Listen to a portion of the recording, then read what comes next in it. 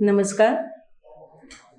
मी शुभदा नवीन तांबट. Balm हे माझं पूर्वाश्रमीचं नाव आहे. नाशिकमध्ये राहते, राजीवनगरला. मी गेल्या 52-53 वर्षापासून गाण्याचे कार्यक्रम करत असते आणि म्हणजे आमचं सगळंच कुटुंब हे म्युझिक क्षेत्रातच आहे. माझे मिस्टरसुद्धा इथले रिदमिस्ट होते, अगदी वेल नोन नाशिकमधले, पण कोरोनामध्ये ते म्हणजे अचानकच एक्सपायर झाले. आणि त्याच्यानंतर 5-6 महिन्यांनी एक दिवशी मी पहाटे, आई हाक मारत होती. माझी आई तेव्हा 92 वर्षाची होती.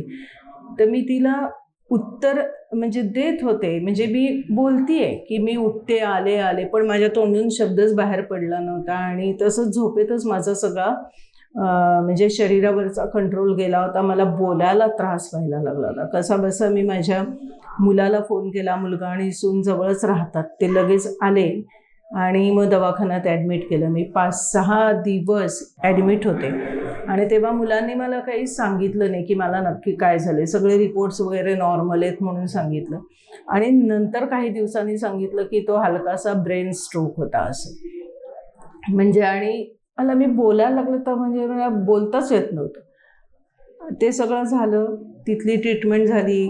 15-20 दिवसांनी त्यांचा फॉलोअप झाला. आणि नंतर मला काय वाटलं कुणास ठाऊक, आधी मला निरामयविषयी थोडीशी माहिती होती की साम टी व्हीवर ते मी बघितलेलं पण होतं. अमृता मॅडमचं सगळं मुलाखत वजा असं त्यांचा एक प्रोग्राम लागायचा रविवारी, तो.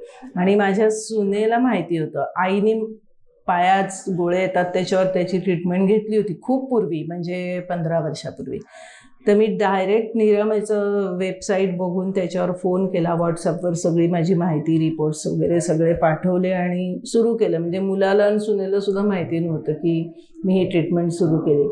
आणि पहिलं माझं योगेश सरांशी कॉन्टॅक्ट झालं. त्यांनी पहिली फॉलोअप नाही म्हणता येणार, सुरुवात त्यांच्यापासून झाली.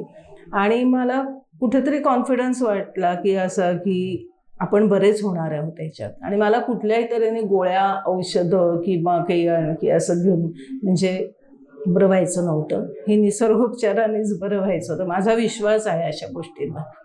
आणि मग ती ट्रीटमेंट जवळजवळ मी 2.5 वर्ष घेतली. आणि मला इतका फरक पडला की जिथे मला बोलायला त्रास होत होता त्याच्यानंतर माझे 3-4 प्रोग्राम पण झाले गाण्याचे. म्हणजे तेव्हा मला जेव्हा मी हॉस्पिटलमध्ये ॲडमिट होते तेव्हा मी परत गाऊ शकेन की नाही हे मला टेन्शन होतं. त्या सगळ्या टेन्शनमधनं निरामयनी मला बाहेर काढलं. एक तर अमृताताईंशी बोलल्यानंतरच खूप इतकं मोकळं वाटतं. आणि सगळे 24 तास एकतर सेवा आहे आणि सगळेच जण ट्रीटमेंट देणारे इतके सुंदर बोलतात. म्हणजे मला दिवसातनं 5 वेळा ट्रीटमेंट सांगितली ती, तर मी जेव्हा ट्रीटमेंट घेत होते तेव्हा. आणि त्यामुळे निरामयबद्दल खूप विश्वास वाटला मला आणि खूप आवडतं मला. म्हणजे मैत्रिणींपैकी किंवा नातेवाईकांपैकी कोणी जरी असेल तरी मी म्हणते एकदा हे तुम्ही करून बघा, म्हणजे तुम्हाला झाला तर फायदाच होईल, नुकसान तर काही होणार नाही. अमृताताईंना म्हणत होते की नाशिकला तुम्ही कधी सुरू करताय, तो योग आज आला. परत त्या निरामय सगळ्या परिवाराचे आभार आणि अभिनंदन इथे शाखा सुरू झाल्याबद्दल.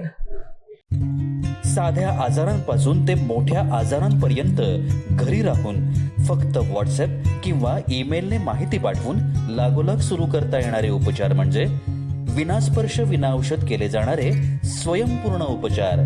आजच संपर्क साधा.